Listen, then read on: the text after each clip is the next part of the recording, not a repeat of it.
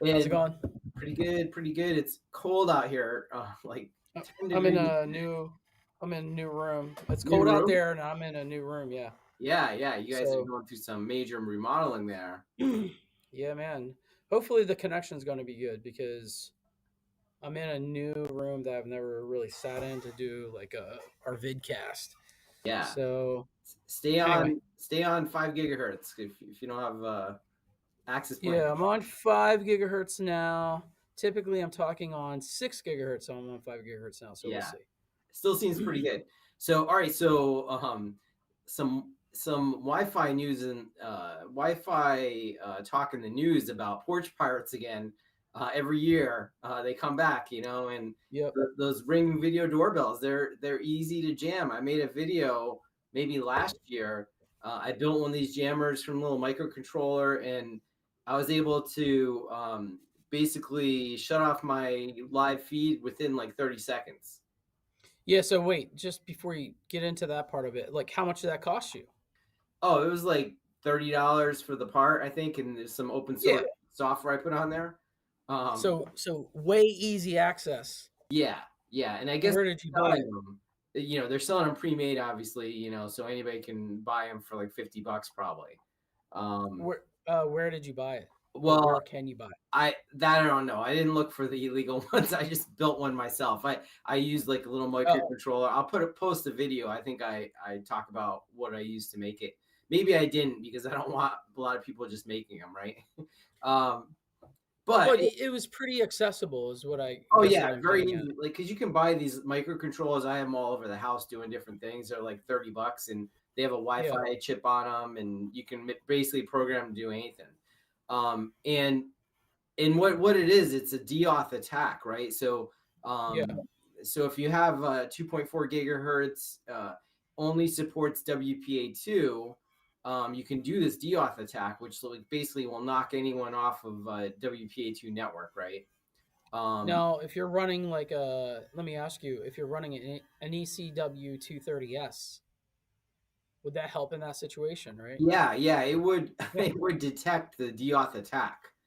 So yeah, so you'd see that going on, as well as like other things like if there's interference from radar, you'll see messages for that. Um, yeah. So so we're doing containment, so it would probably try to contain that device, right? possibly, I don't know if it could do more than just alert you to it. Mm. Because this device is basically just like broadcasting a bunch of deauth frames. Um, Yeah. I know and in containment you can do a containment and it's supposed to shut it down or kick it off or do whatever. But with that device that you're talking about, I'm not sure if it would do it or not. But I was just kind of curious. Yeah, I'm not sure if it can because it's never actually associated. It's just like sending out frames that are basically knocking off clients that are already associated, like the Right. doorbell. So yeah, so I went out and looked today to see if like Ring, updated their stuff to see if they support the newer technology like WPA3, which isn't vulnerable to this type of deauth attack because WPA3 also uses protected frames W 802.11W, right? Um, Hmm. so that if you have a WPA3 device, you're safe from these kind of attacks, but you know they want to sell a lot of these doorbell cams and they use the cheapest off the shelf chips they can, which is kind of confusing because it's a security device. Yeah, that's interesting because I was just telling you I definitely need a new, I guess, Ring doorbell or whatever doorbell. I was just gonna get it for the new tech, and I'm kind of surprised that they don't support WPA3. Yeah, That's crazy to me because, like you're saying, like yeah, it is a security device. Like, exactly. how could you not use that? Exactly. So I would have thought they would have upgraded by now. It doesn't look like they have, but there are a couple of ways around it. So if you can get a Ring Video Doorbell Pro, and that's dual band, so that supports 5 gigahertz and 2.4. Yeah, Still doesn't support WPA3, but these cheap deauth devices are only 2.4 gigahertz. yeah, Um, so so that's gonna basically protect you somewhat. They may come out with one if they haven't already to do 5 gigahertz too. So you could upgrade to that, or you could get a wired wired doorbell cam. Like, there's a Ring Pro 2 wired cam you can get. Um, that obviously that's not susceptible to any of the attacks, right? So, but no Yeah, one wants to wire their doorbell. Like, is yours wired it is other not than your wired. power? They actually, the previous owners had one wired, Okay. and I said no, I'm not doing that. I'm Okay. not going to wire it. So, Yep. um, yeah, mine's not wired. And then I have the doorbell, and then I have a camera in the back that is also wireless. Okay. Okay. Yeah, So yeah, mine's just wired to the doorbell transformer for power, and it's good. I never have to charge it, right? yeah, So and it rings the bell inside the house, so that mine's wired to that. Um, and mine's pretty old. I've had it for a while, and it's holding out pretty good. The battery's still good. yeah, And I'm not going to replace it because I have a bunch of wired cameras too. I have about 10 wired yeah. cameras. Uh, you Yeah, and I just brought one of our cameras home, so that's my plan as well. Yeah. So one of the things that all the news outlets are saying that you can do is hardwire your cameras, which let's be real. Like, a lot of people aren't going to be able to do that like in their home, right? They're not Yeah, willing to. most likely not. It's hard to do. But maybe if they're in an area where all their packages are getting stolen. Um, Yeah, they're gonna probably spend the money or spend the time to actually run wire. Like in my house, I'm only running the camera. I could run it outside, but I'm gonna run the camera into the garage because yeah. I have in garage to like delivery. Yeah. Oh, Um, okay. Yeah. Yeah. yeah, so that's my plan. Right now it's just running next to my furnace right now, so I gotta put it in my garage. Yeah. I gotta So yeah, I so gotta you get can to that point. wire and the other thing they mentioned is local storage on the camera, that's not trying to upload to the cloud over Wi-Fi. Yeah, they could probably steal the camera, but like our new AI cameras they have tamper-proof screws on them, right? So Yeah, yep. it's kind of hard to actually steal the camera. Well, if they were able to, if they spend the time to dismantle or, take it off, right? Yeah. Try to take it off. As soon as that device is off the network and Mhm. it's locked to that account. It's married, it's Right. paired to that individual, like the person that installed the camera, one of ours, Yeah. it's locked to that account. So you wouldn't be able to access it in that regard. It's embedded, the memory is embedded. Yeah. So to get the memory out, it's not worth it for the person to try to get it out. It's Yeah. like Yeah, they're impossible. not going to have they're not going to be able to get at that footage that's stored on the camera. But No. a lot of things could happen in any of these scenarios. But basically, if you're worried about it, you're gonna have to have a wired camera to be 100% covered Yeah, yep, in yep. situations, right? So the new ECC 100s are out. Those are pretty easy to install. So definitely one we'd recommend. Yep, that's the one I'm running. Are you running that one I mean, at your yeah, house right now? I have it on my mailbox. So like, so I can see everything that's coming, all the traffic coming in and out. And Where is it on your mailbox? I know because you told me that. I never. No, where'd you mount it? Oh, so That's my. like just on the post, the wooden Oh, it's post, on the I post. mounted it on the bottom, and I buried some cable, just just because we had these guys that were coming in and trying, checking the cars, see if they're unlocked. Like, they're coming quite a bit. Oh, that was a I few know it's years ago, happening right? all over. So this thing with the AI detection, it'll count the cars, it'll count the people, and yeah, I could search. If something went down the night before, I could search on cars, and it will come right up, right? Yeah, you could look for like a particular color of the car, the Yeah, type of car, like the type of car, yeah, or the brand, or the manufacturer of the car. I mean, you can look at for logos on shirts, all kinds of crazy yeah, stuff. yeah. Like, I was searching for like delivery drivers, so you could look for the UPS truck, and Yep. then you could see like where those packages went, right? Like, did he deliver the packages? Yeah. Um, I just did mail. a search yesterday on people look for man with laptop. That's my search, and Yeah. it found all the video on, I think there's 20 or 30 cameras where I'm talking about, and it Yeah, found that people with, you with know, laptops. with laptops, men specifically, men with Men laptops. with not women. Yeah, Yeah, not so I women. mean, the AI search is very powerful. Beyond the cameras, just recording video. Yeah, So I mean, yeah, if you're worried about this, definitely a wired camera. It's going to be a little bit harder to install, obviously, than a Ring doorbell. Um, but it's going to give you extra coverage. Like you can just leave your Ring doorbell the way it is, and hopefully, it's going to work for you all the yeah, most of the time, unless someone comes into the jammer, and then you'll have a backup camera, wired in maybe from another angle, right? yeah.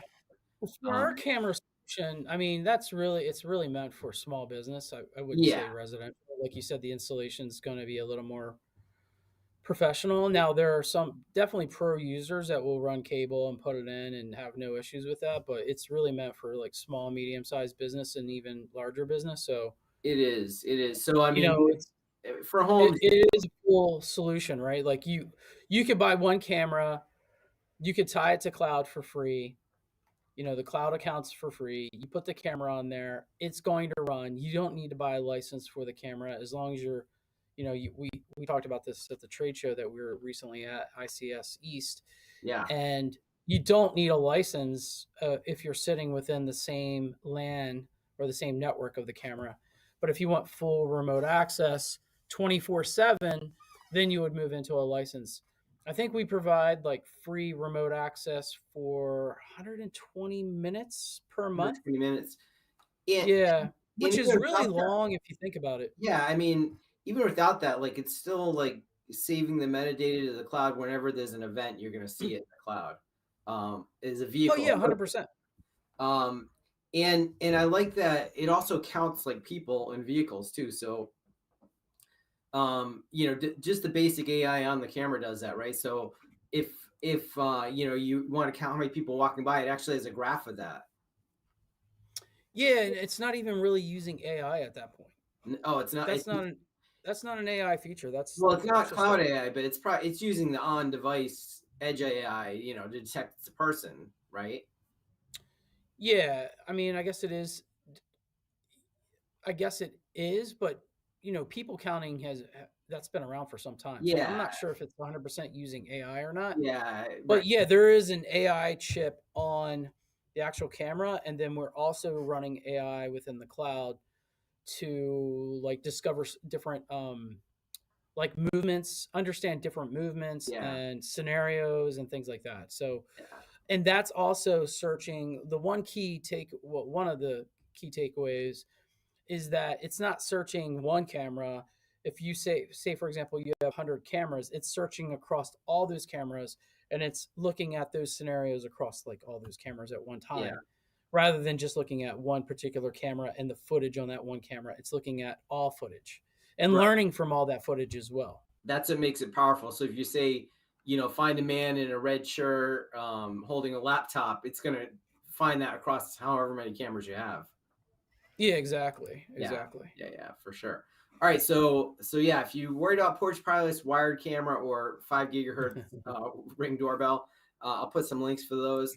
Um, then a couple other things I want to talk about. Oh, so I was thinking about upgrading one of my PCs this week. So I was looking at some parts, and yeah, the motherboard, put like a Ryzen 5 CPU and a modern motherboard and all this stuff, and I'm like, oh yeah, that's pretty cheap. Then I looked at the DDR5 So wait, how memory, much was that? Do you recall how much that was for the that? memory No, or no, the no. For the board, yeah. yeah, the board and the CPU. The CPU is 200, the board is 130. So I'm like, 350, maybe $500. I'll be able to upgrade, right? Yeah, Um, not bad. not bad, right? And memory is cheap, right? So I looked at the DDR5, and it's $400 plus for 32 gigs of DDR5 right now, which is crazy. That's a Because lot. it was $100 maybe like 3 months ago. Um, Yeah. and on top of that, it's very hard to find the speed and the type you want. So a lot of vendors are out of stock, and then the distributors are even saying that if you place an order at like distributor pricing that when they do get inventory, they're going to change the price to like market price. It's like you're buying like fish like market price. Like it's going to be You're buying you're buying stocks. yeah. So basically, like it's really hard to buy memory right now. And I saw that HP actually said yesterday that their earnings were down because of memory shortages, right? Mm. So it's gonna be interesting. Like I don't know why all of a sudden, like we know about AI server build outs and all this stuff. But we knew about that 3 months ago. So why are memory chips spiking now? Yeah, that's interesting because I just bought. I know my mom's not going to watch this. um, I not yet anyway. I just bought her an HP laptop, Oh, nice. but it was delayed. Oh, Yeah, I just realized that. I that's just put that.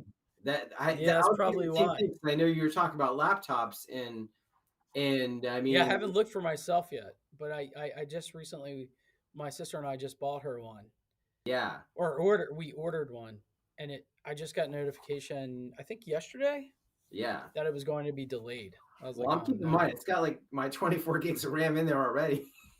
Hey, I'll buy it, man. I'll buy that. No. So I mean, I think it should be a short term thing. I mean, but I don't know with these data center builds. Like I feel like they're fighting for these chips. Even like Tesla was saying that they're delaying their new hardware 5 rollout. They're going to stick with hardware 4 because the next generation chips, the fabs are like full. I think like building whatever AI chips. Oh, Um, yeah, yeah, yeah, so that the they're building the GPUs, I think, and they're less concerned about the lower margin things like the memory and the CPUs. yeah. So interesting there. That one other thing I want to talk about is adapters, Brian. So um, Oh, yeah. so Electron just sent me this new. Now this the difference Electron. between this one is it's UL certified. It's 2252 certified. You know what that is? Wait, say it one more time. So it's UL certified. What it is? Yep. Let's see here. Yeah, 2252 certified. Now, you know what that is? Because I know a lot of the Wi-Fi products are too, right? I do. I mean, anything that goes into a home has to have a UL UL certified. certification. Yeah, yeah. So Yeah, a lot of these UL adapters, solution standard for compressed gas regulators, defining safety construction. 2252, Did you say UL 252? 2252. 2252. So basically, it's mechanical, electrical, environmental certification, Yeah, right? yep. Um, Yeah, I'm reading about it now. Now, Yeah, why would it's you it's need a one? crucial safety standard for electrical vehicle charging adapters. Yeah, exactly. So that they want to make sure it doesn't break, doesn't overheat, doesn't short out, things Yeah. like that. Doesn't get water intrusion. Um, I know we have different standards for the outdoor access points, right? Like the water, moisture, dust intrusion, things like that. Yeah, that's IP readings. IP ratings. But so this adapter, Brian, like so when you charge your Tesla, you go up to a supercharger, you plug in, you don't even think about it, right? Like you don't need any Right. adapters. But let's say you're in an area that there's no superchargers. Now they're everywhere, right? The network's built out really well, especially in California. Yeah. But let's Yep. say you're in like a remote area. Now all other fast chargers besides Tesla pretty much are using it's called CCS. So Yep. it's like this big chunky adapter, basically connector, right?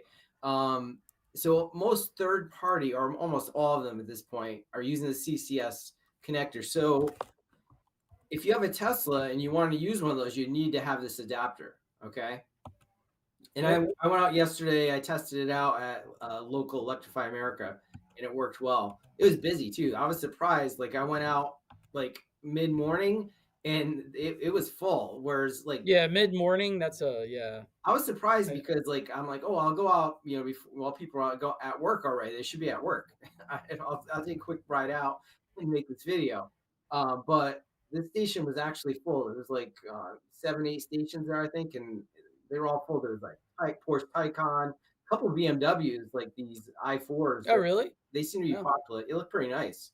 yeah, Um, I've seen a couple of them. yeah, this was there was an M there, i4M, or had like big brakes and stuff on it. It looked pretty good, but the Model 3 Performance will still smoke it, I'm sure.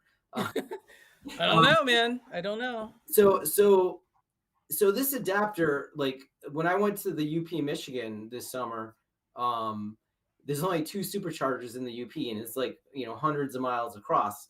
But there's a lot of CCS charging stations now. Not a lot, but there's a few. No, is that is that similar to the adapter I have to use my charging point? Yeah, it's similar to, except that's an AC adapter for level 2. So you can adapt, and I'm gonna make a video on one of those today because they sent me that one Yeah. also. So that's an AC adapter for level 2 where you can adapt that's called the J1772 to Tesla NACS connector. Hmm. This Hmm. is the equivalent for DC fast charging. Um, Got it. Okay. so there are a bunch that you see a charge point, fast charger out there, Electrify America. You're gonna need one of these with a Tesla, if you want to use the Tesla. So not so important with the Tesla, but now a lot of other vehicles like the new Rivians, they have the Tesla NACS port on there. Yep. Um, Yep. so they come with the Tesla port now. If they roll up to one of the Rivian Adventure Network fast chargers, they're not going to be able to plug in because they're all CCS, so they need this adapter. Oh, The wow. new Okay. new Lucid Gravity, have you seen any of those? The SUV kind of looks like a I, minivan. I have. Yeah, I I bet you've think I seen them. have. Yeah, I see a lot of Lucids in California. I want to say I did see a an SUV type version Yeah, on. it looks more like I a mean, the minivan. 4 or 5 you see everything. So Yeah, you see everything out there. So yeah, that has the NACS port too, so you need this adapter. So I think like this adapter, when it first came out, Tesla made one, and I bought it like right away because I knew I might need it for some of these like remote trips. Um, hmm. but most Tesla drivers won't have it. But now these third-party vehicles, I think they almost definitely need it. Yeah.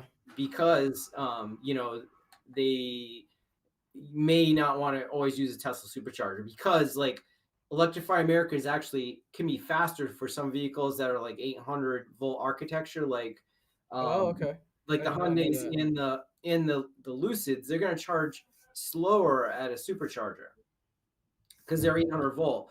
Now, if they go to Electrify America, they can use this. They can use this adapter, and they'll charge faster. Wow. Okay. I didn't know. Yeah. Yeah, I didn't know that. And I like that. How big is that network? Electrify Oh, America. it's big. I mean, it's the second biggest, in the US Yeah. besides Tesla, right? So Yeah. Yeah. they're all Yeah. over, and we use them a lot on our Rivian road trips. Initially before they opened the superchargers, Yep. um, but it's not so important anymore now that Tesla's opened up the supercharger network. I'd rather go there with the Rivian and maybe charge a little bit slower, Yeah. because there's so many locations. Yeah. Yeah. Yeah. And it seems that it seems it is, and you need the adapter for the Rivian, not this adapter, the opposite adapter to go. They call that one the NACS adapter, right? Like that will go basically from the Tesla connector to the CCS to plug into the Rivian. So I have one of those, so now I can go anywhere. But it seems like a lot of people they don't have that adapter, so they're still going to Electrify America. You know what I mean? Waiting in line, Yeah. it's busy. Um, No, on my thank you. trips, I try never to wait in line. I check the station before I get there, make sure it's Yeah, empty. I would not like that at all. So There's anxiety tied to that whole thing, right? so so get the right adapter, and once you have it, it's not a thing anymore. You just keep it in your door pocket, and you can charge anywhere, right? Yep. So I'll put a link to that if anyone wants to know. Anything else you want to talk about this week, Brian? We have a new AP coming out. It's called the ECW 536S. That's why I Oh was talking boy, about containment. I know you're like, what, why is he talking about containment and why is yeah. he talking about the S?